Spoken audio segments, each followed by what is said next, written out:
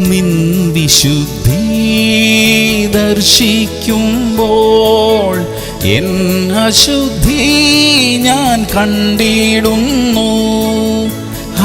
എത്ര ഭാഗ്യം ഈ ജീവിതം, അപ്പാ നിൻ സന്നിധി എത്ര സുഖം.